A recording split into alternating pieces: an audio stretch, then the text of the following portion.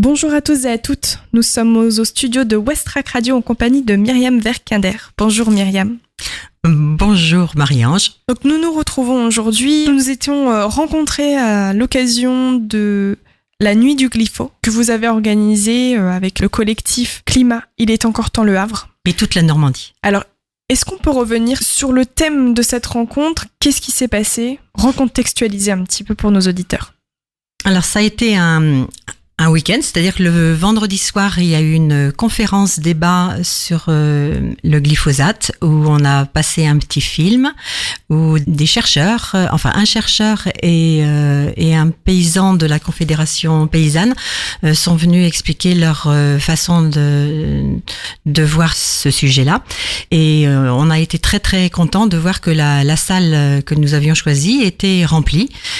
Donc les gens ont été intéressés par ce sujet et notamment des agriculteurs qui sont venus défendre leur point de vue professionnel et on a trouvé que c'était très très intéressant aussi. Donc le point central de cette rencontre, c'est vraiment la question du glyphosate dans l'agriculture. Est-ce que vous pouvez rappeler à nos auditeurs ce que c'est le glyphosate ?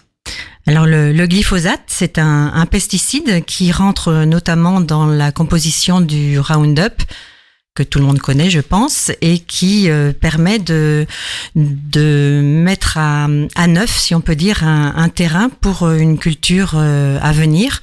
Et ce glyphosate a certainement des avantages pour les agriculteurs, sauf que c'est un poison qui reste dans la terre et qui rentre après dans les plantes à venir et qui même va dans l'eau des nappes phréatiques et qui arrive dans notre consommation journalière. Il est depuis que la campagne glyphosate ariégeoise existe depuis avril 2017.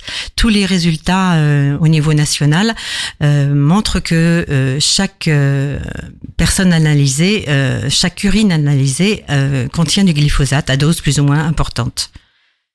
Alors justement, donc la nuit du glyphosate, c'était l'occasion pour des personnes voulant s'impliquer dans cette cause à faire tester leurs urines. Donc on appelle ça des pisseurs volontaires. Alors, vous venez aujourd'hui avec les résultats donc, de ces analyses suite à la nuit du glyphosate.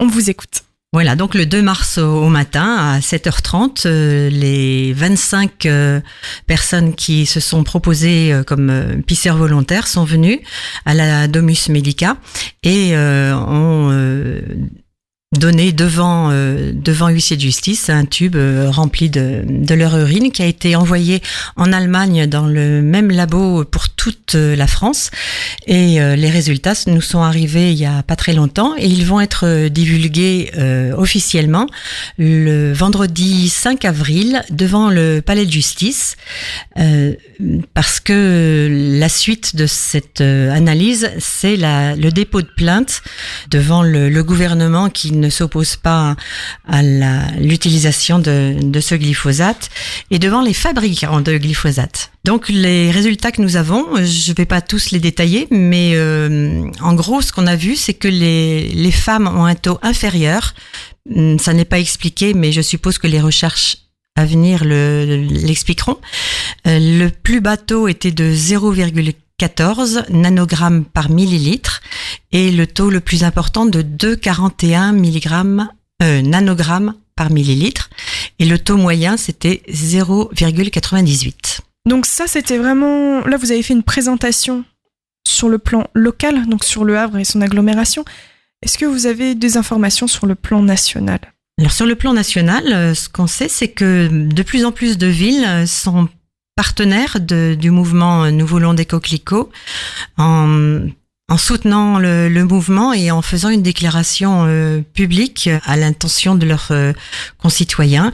Notamment, il y a Brest, Villeurbanne récemment et même Sotteville-lès-Rouen, pas loin de chez nous.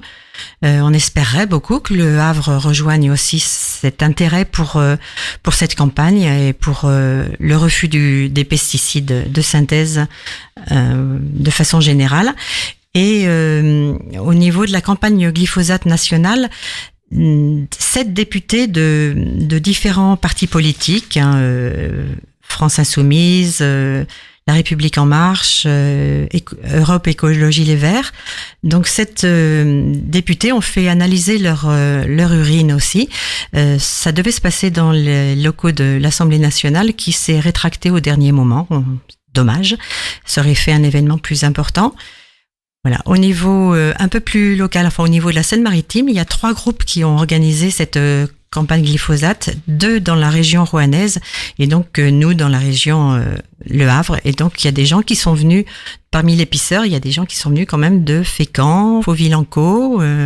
Donc on a trouvé que c'était très très important pour eux en tout cas de montrer leur intérêt pour ce sujet.